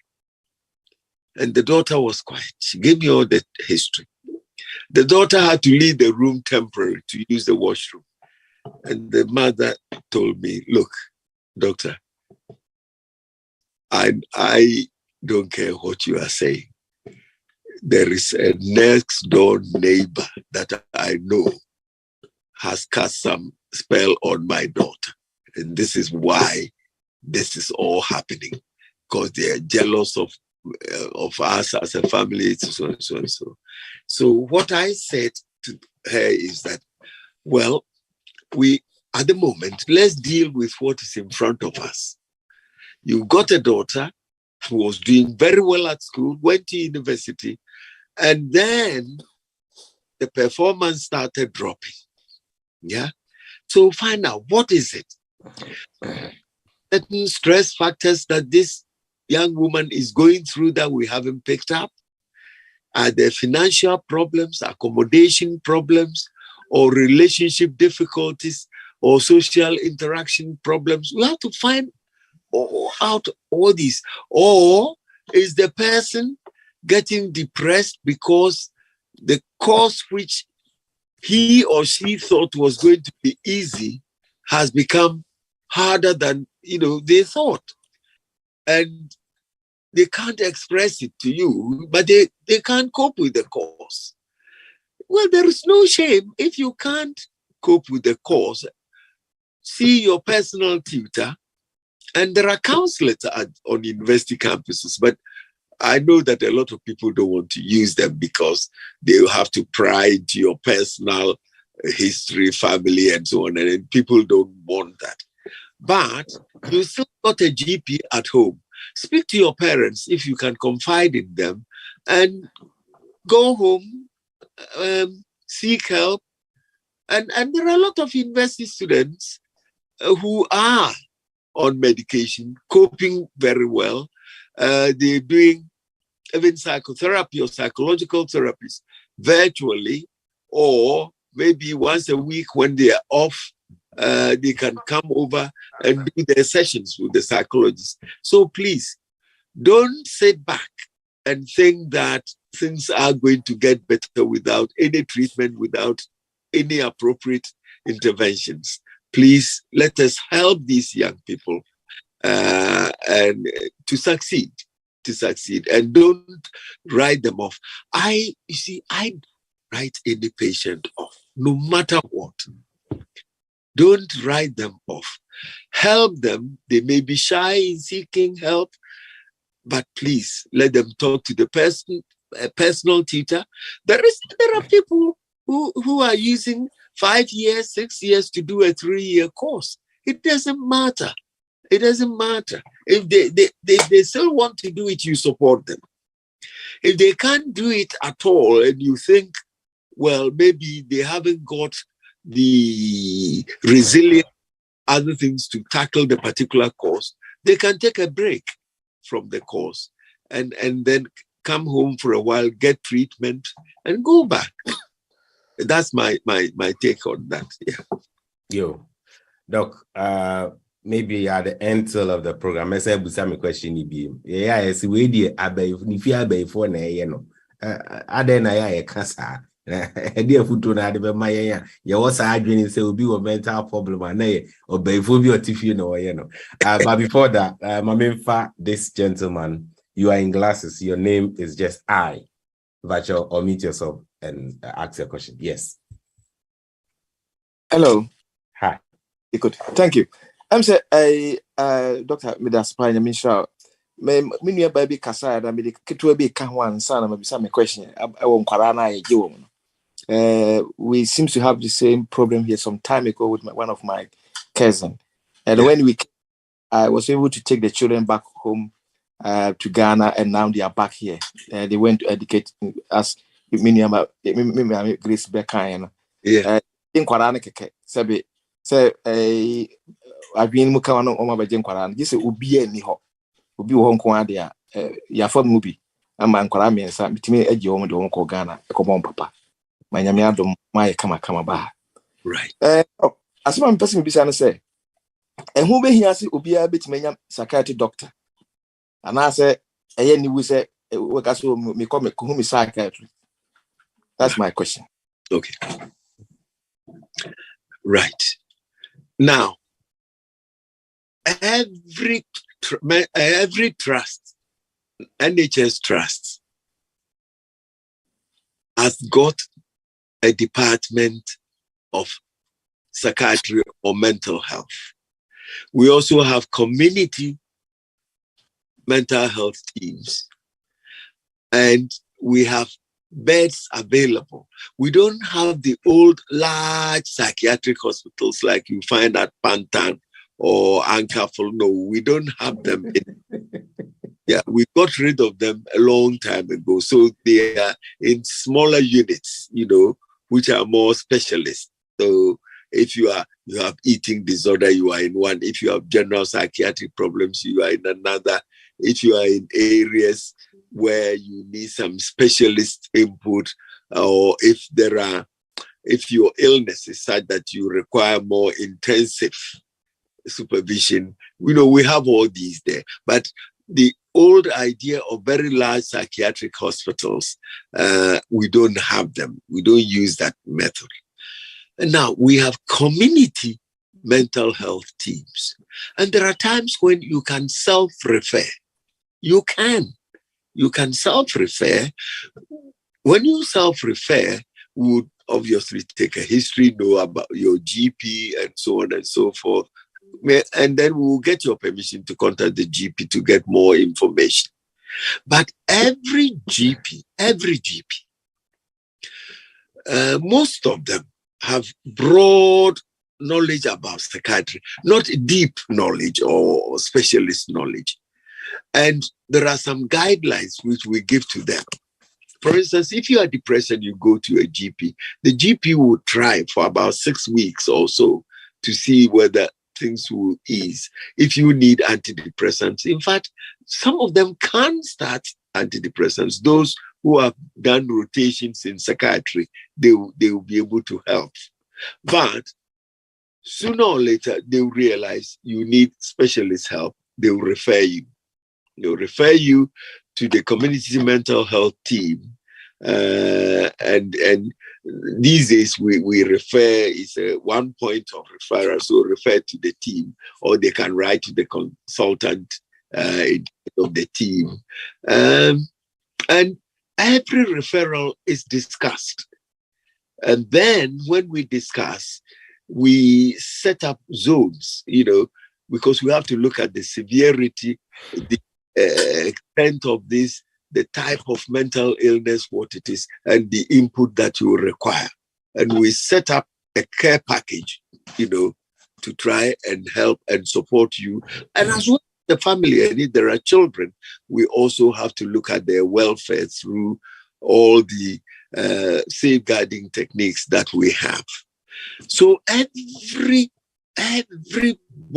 for instance, in this country, has access to a psychiatrist through your GP, but you can also do a self-referral. Somebody talked about IAPT, which is one of the psychological therapies which you can go in. You have about a few sessions, about up to 6, or maximum it can be repeated to 12. And they are available. They are available in the NHS. We also have voluntary bodies. That's when I talked about the Samaritans. When you are feeling lonely, suicidal, and depressed, and you don't know what to do, you can telephone them. Then we have Mind. Mind is a charitable organization which deals with people with mental health problems. We have the other side, MENCAP, which deals with people with learning disabilities and so on. So in this country, the facilities are there. But you have to take the initiative to go to the GP or confide in somebody to help you go to the GP or accident and emergency A&E. There are psychiatrists who cover A&Es in this country. So that is your question. That's your question and that's your answer. Facilities are available. Everybody has access and should have access. In Ghana, it's very different. I've been to Abuja, I've been to Lagos, been to some West African countries. The difference is that the health service is more geared towards physical health conditions. Yeah. Like you see the surgeon, you see the obstetrician, gynecologist, you see the pediatrician, you see them. Yeah. And it's more for acute physical health illnesses. There are mental health services, but unfortunately, if you see Pantan or Akuffo, if your relative goes there, people will see it as, that is a loss. Yeah. And they won't go. So we have to develop community services to help the people with mental health problems. That's the way forward. Quickly, I'll pick this question, then I'll go to Grace and Sarah. Please, what's the treatment for both depression and anxiety? Is there something one can do at home before seeing a doctor? And one question, and I'll add to this, doctor. So after somebody have received treatment and discharge, what next? Right. Pick these two questions for me, and after that, I'll go to Grace and Sarah. All right, thank you. I did say at one stage that we always have to look at the severity. For most of these conditions, we have mild, moderate, severe. And what we do with mild is what a lot of GPs can do, or even your parents or your pastor can do with simple counseling and other things. Yeah. Then moderate, you are getting on to severe, So the approach there is when you reach a point where talking to somebody has not helped, the condition is still there. You can't sleep. You can't eat. You are crying all the time. You don't even want to get up and have a wash or a bath. You don't want to go out. You've drawn your curtains. On a bright, sunny day, you've still drawn your curtains. You are not getting out of bed to go to work. Your parents are very worried. And you don't want to open your door for anybody to come in. Things like that.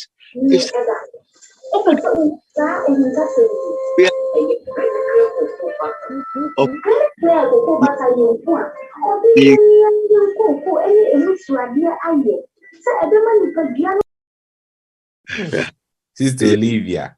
Okay. Yeah, that's it. Right.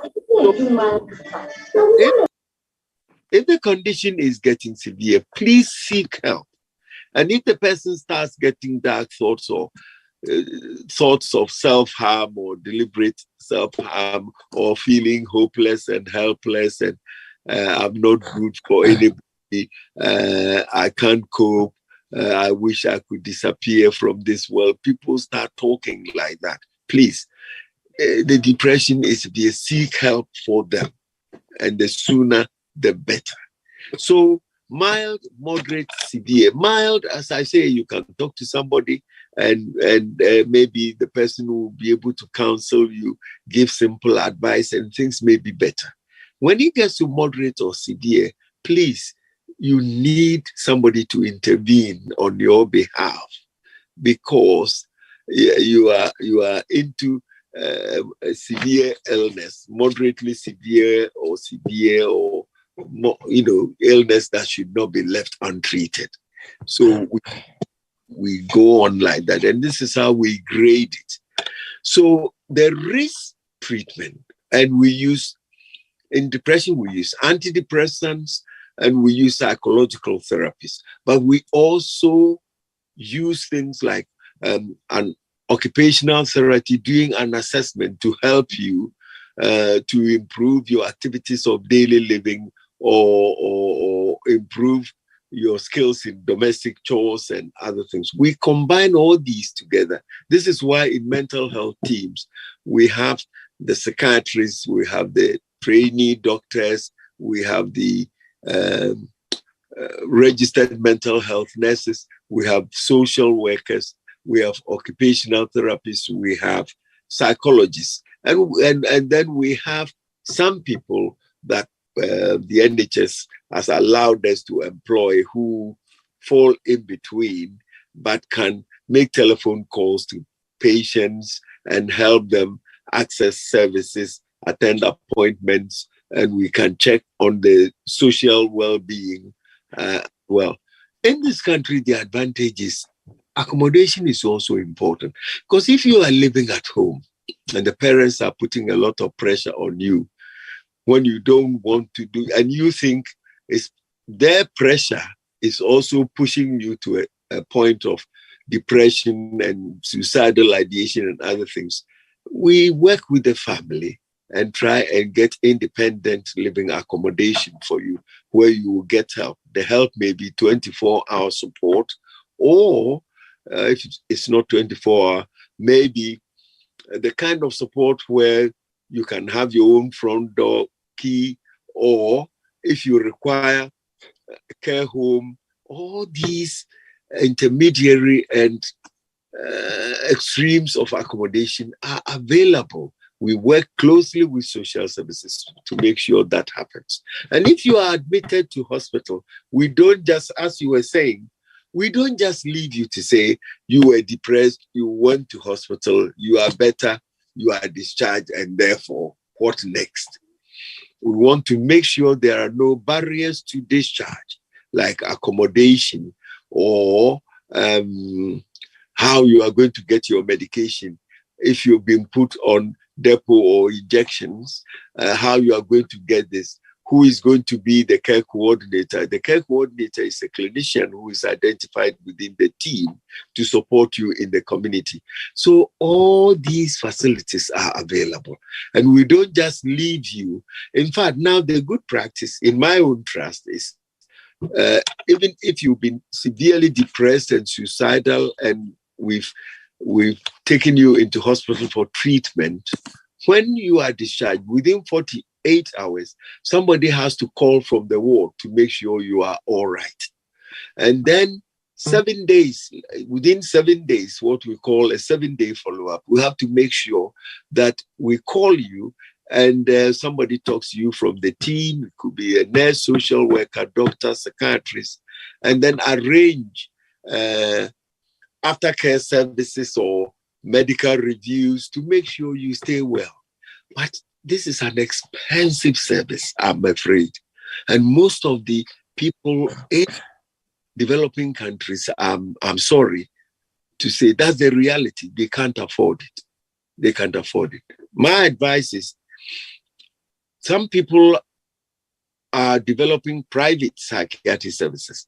But if the governments can look at maybe developing smaller units where the stigma will not be too much, or have departments within hospitals, to treat some of the serious cases, rather than the large psychiatric hospitals like Pantan and Akuffo, people will come forward to seek help. Yeah.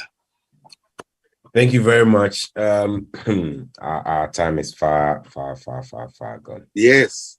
Maminfa, Sarah. My Grace, or the better me. Sarah, please unmute yourself and let's hear you.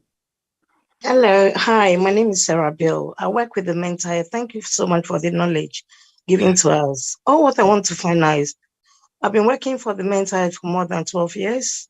Right. And I've noticed that most of the service users that they bring them from the hospital to our scheme, to take care of them, because they have to stay there with us for 2 years. Then we have to help them to get accommodation. Right. And sometimes the medication that they give it to them, some of them go for monthly depot. Mm-hmm. Some of them are Dasapin and other medication. And maybe after 6 months, they become more severe, more than the way they used to be from the early stage. And sometimes you find out that the medication they're giving to them, maybe it's not the right medication given to them. But when we speak to the social services, and also we go for a meeting with the doctors, they keep giving them the same medication. Then that you're working with them, and you find out that this medication are too strong for them, and they are not trying to listen. So what I'm trying to find out, what are we going to do to help these people? Because most of them is our young boys, African boys, Ghana, Nigeria, Sierra Leone, are those kind of boys that we got them on these kind of schemes. So what is your advice to help me, please? Okay. Now, 2 things I would say. I was saying that when somebody is discharged into the community with a package of care or aftercare, what they call Section 117, section when they have care program approach provisions, we have to allocate somebody from the mental health team to be a care coordinator to liaise with, for example, the home, the GP, and the patient's family, and so on and so forth. What I do is, I get a lot of information and help from the care coordinators, because we have daily meetings Monday to Friday. In the mornings, we have to assess risk, zone them, the ones that we need to follow up, the ones that we need to book medical reviews for follow-up reviews or do home visits. We have to do that. So we take the whole lot, not one side of something. What you are saying is true. We give depots to people, and this is maybe injection once a month. There are even some newer ones where you can give once every 3 months. Now, maybe the person who has a serious mental health problem is not going to say anything. But you as a carer, you are observing some rigidity, some excessive salivation, their walking is not straight. And as I say, you see some physical health needs or side effects of the medication. Please bring this immediately to the attention of the doctor. The advantage when you have a care coordinator mediating is that you tell the care coordinator, because the care coordinator meets the doctor very frequently, will be visiting the patient to find out, arrange a medical review, and we have to review the medication, because sometimes the medication may have worked initially in hospital or soon after discharge, but with time is no more working. So you have to make sure to review and change for the appropriate medication.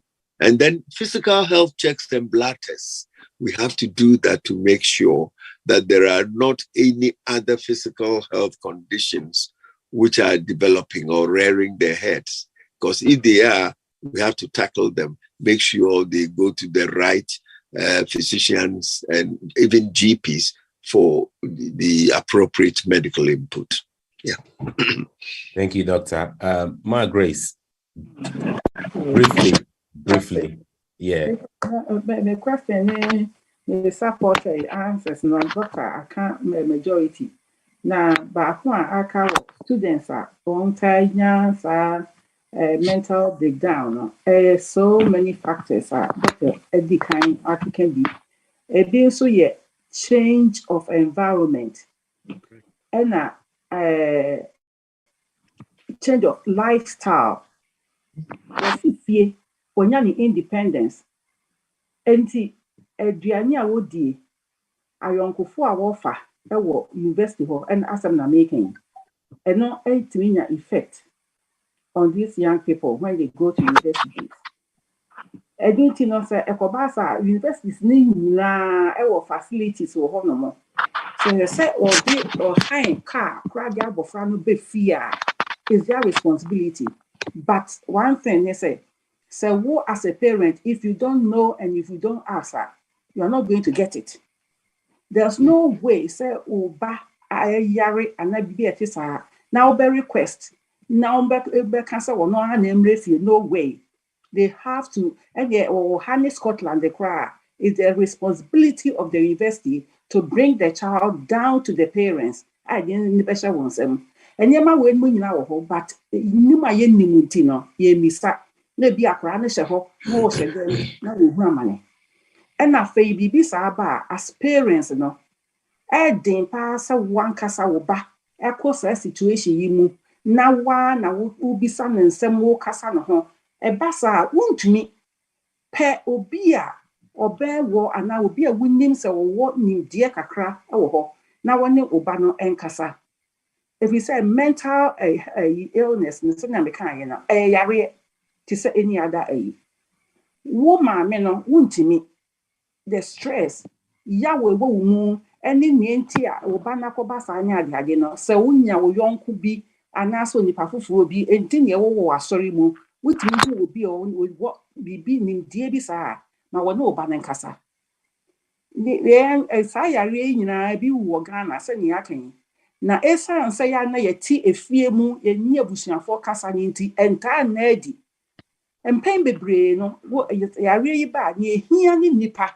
Nipa won channel nipa kasa it may brain ase enti aha any facilities or ha e bi boa na sa nyema no na e di ma ha no so esan e wesen nyema so nipa yi ti fie na se fie pressure enti wa be yi na fi ho na akoma ono nko adan a ono nko na wo ho baby no ankeye na baby no so echia enti akoye ebofa ani dade fa enti ba nia no mo ma yankasa yen hwehwe ye hu ne ye moaboa ye ho 32 yenya doctor o ye skin color bibi ni a yen ko ni nchen na min say ye bisana on pia ye nko nchen da fisanye ma no ha ne ma no bebre eye na de krono a eye no so esanse bibi e wo baby ma no ato yo yeah, but that's my Grace.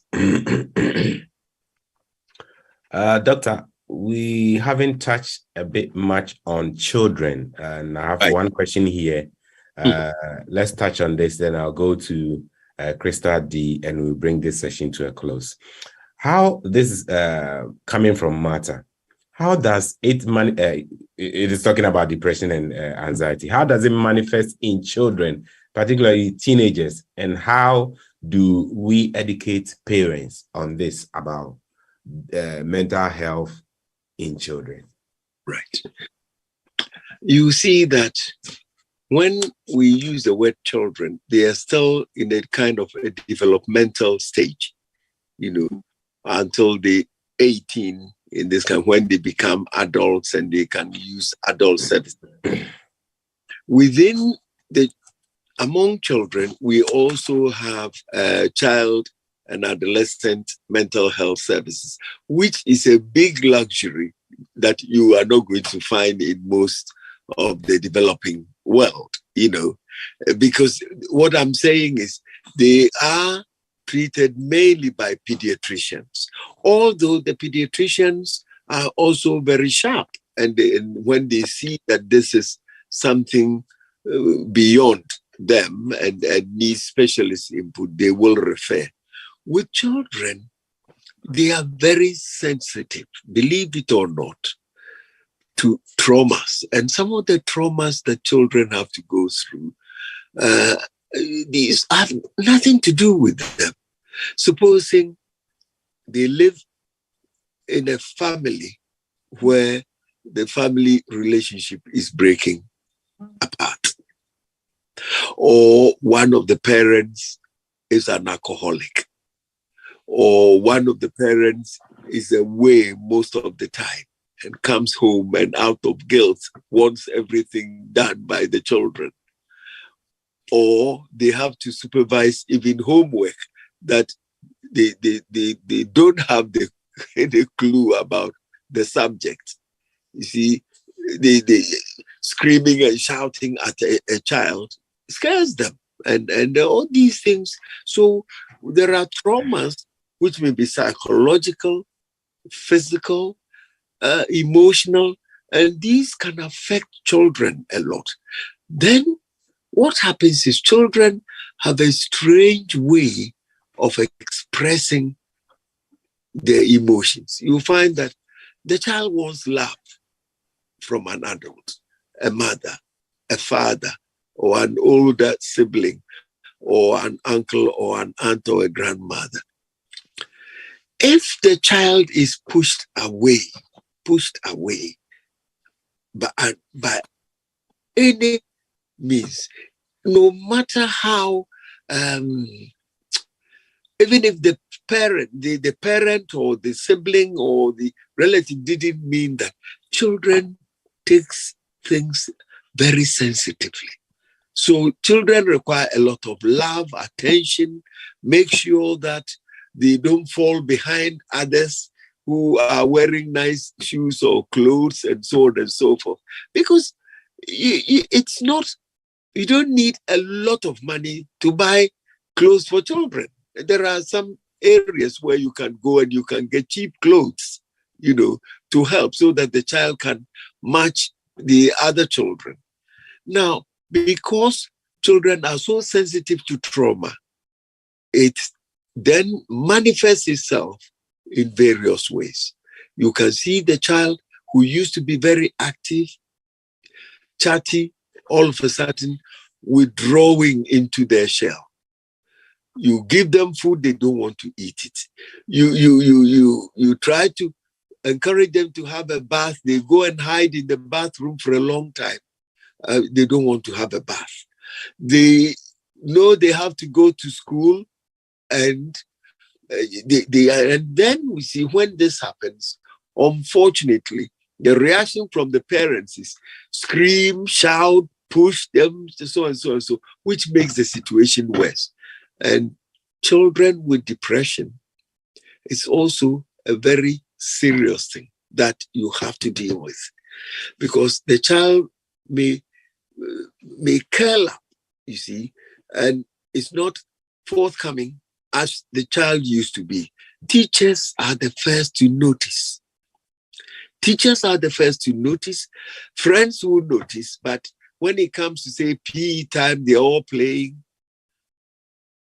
But please, in this country or Ghana or anywhere, don't use violence or physical violence or any type of violence on the children, whether it's sexual, whether it's physical, whether it's emotional, whether it's screaming or shouting, because these are factors which will lead to depression and anxiety in children at a later age. Sometimes when they grow up, then they present with something called, which I mentioned, post-traumatic stress disorder, where they live with flashbacks, intrusive thoughts, nightmares, weird dreams, and then with features of anxiety and depression. And unless you are skilled enough to pick these conditions up immediately, you have real problems. I mean, there are other childhood problems which we will maybe what they touch on, like attention deficit hyperactivity disorders, or disorders which are linked with development, the developmental milestones and so on and so forth, which can manifest itself under the broad heading of mental disorders. But that is children. Children, immediate intervention when you notice it. If you don't, the school teachers will call the social services and others to come and intervene. You see, and this is what we said before. Don't wait or don't leave things to that point, because the most painful thing for any mother or father is where social services are at your door. They want safeguarding meetings, safeguarding of children meetings, or children in need meetings. And then eventually they may decide that, look, the children are at too much risk. They want to take them into fostering or care, other things. It's very, very upsetting, and it has caused real difficulties among families. Yeah, but we don't want to get to that point. Children, seek help early. Seek help early, because it will affect their education, it will affect their development, and it will affect the whole family dynamics as well. So we don't want to get to that point. Yeah, but it's a whole area where we can talk one day. Yeah, it's a whole area, and we don't want to get to that point tonight. Maybe another time. Right. Right. Doctor made mention of few supports and help that is available. And on the call tonight, we have another lady who is also providing support in our community to people living with mental disorders. Krista D, can you please tell us a bit more about what your organization is doing to support people with mental condition, and how can one access your services? Briefly, then we can wrap up this show and Doctor will end it for us. Krista D, if you are there, can you please tell us a bit more? Hi. Hi, thank you. Yes, so as we briefly touched on last week, so Comfort Listening Ears is a mental health enterprise supporting the community and individuals, really. I mean, as the doctor has mentioned, and as we've heard throughout the entire night, especially Black and the Ghanaian communities, we don't like to talk. Therefore, we here to whatever it is you want to talk about, instead of suffering mental health at home, feeling depressed or anxious, you can just give us a call. We are there to listen, to talk. We can even just go for a walk, go for coffee. If you're sitting at home, you're feeling depressed, there's some event, you don't have anyone to go with, but you really want to go, we're there to support you, to go with you to these events. Even if it is some trip you want to go to, but you don't want to go it alone, we are there. You can reach out to us. That's what we are here for, to help, really, to help the individuals and the community battle the mental health that we've been talking about, the doctor has been talking about last week and this week. And you can find us on our website, on the Facebook, on Instagram, on Twitter, on Tumblr, wherever you want to reach us. I did drop the link in the chats last week, but I can drop it again into the WhatsApp group. If anyone wants to have a look, contact, then that's absolutely fine. We're here to really help tackle these mental health issues. Thank you. Thank you, Krista. Yes, you can drop the link in the chat section, and then again in the WhatsApp group as well. Okay. And people will be, so that people will be able to reach out to you. Doctor, finally, your final words for us tonight.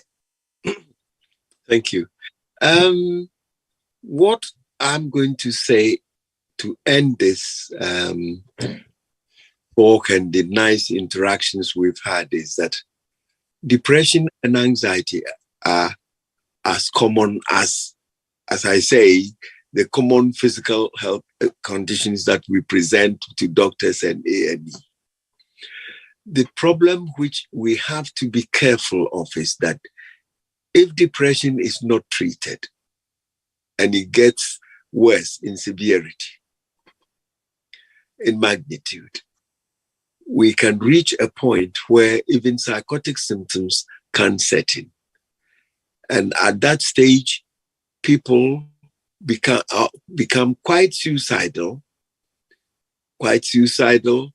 and that's when they start having dark thoughts, thoughts of helplessness, hopelessness, and suicidal thoughts. If somebody writes a suicide note, we take it seriously. Or somebody makes repeated attempts, although that may be linked to the person's what we call personality disorder, you have to take it seriously, because for people who make repeated attempts, just one may inadvertently be successful, especially people who are very impulsive, don't think of what they are doing. By accident, they didn't mean to tie the noose around their necks to kill themselves. But before they are discovered, it may be too late. The overdoses, the self-cutting, all these things, we can prevent most of these cases by seeking help early, by making sure we talk to our young people, for them to confide in us, to let us know what is happening.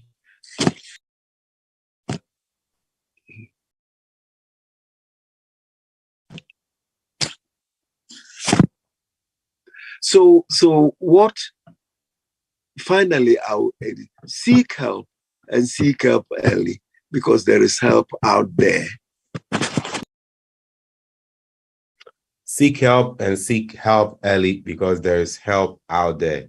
I will jump quickly to Malto for Malto to give us his last words. Then I will open the breakout room 1 for those who are having issues with their TapTapSend app. Should go straight into breakout room 1 for our customer support team to assist them. Malto, if you are there.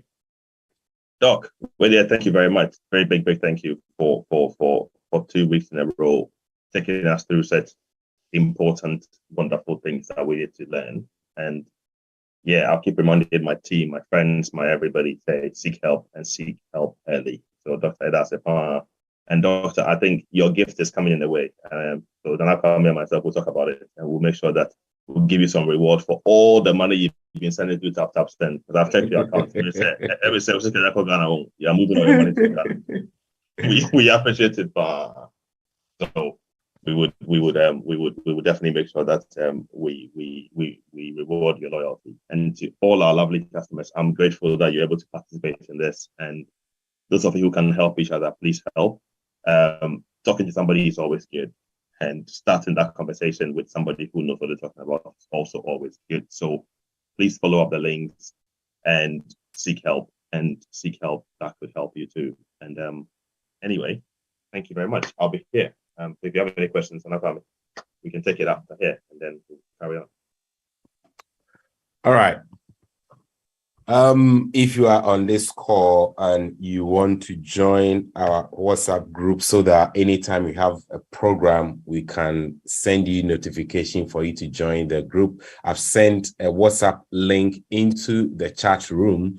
You can just click on the link and join the WhatsApp group, so that we can update you with up and coming programs that we'll be having on this platform. I'm also going to open in the breakout room 1. If you are on this call, before you go on, I've got a blank screen with OT Media TV co-editing. What do you want me to do? Just leave it. The technical team are sorting it out. So Okay. it will be sorted out very soon. Thank you very much. I'm opening the breakout room 1. If you have any problem with your transaction, your app, anything, our customer support team are going to be in breakout room 1. Please join breakout room 1 for assistance, please. So now breakout room 1 is now open. You can see it on your screen. Just join. If you have any issue and you need assistance, please go to breakout room 1 and meet our wonderful team, Kofi A-Class, Teresa, Daniel, Nelson. They will be happy to assist you in the breakout room 1. Aside that, tap send focus session. Uramoto, over to you. Yeah, for example, I don't know, but I think you are sharing some screen with some wide screen be on the studio. I will sort it out. I'll sort it out. Yeah. So if you can, but if you have any questions, Michelle, just raise your hand, then question, and then we'll try and. Can I leave now or? Doc, yes, we are very grateful. Okay. Thank you.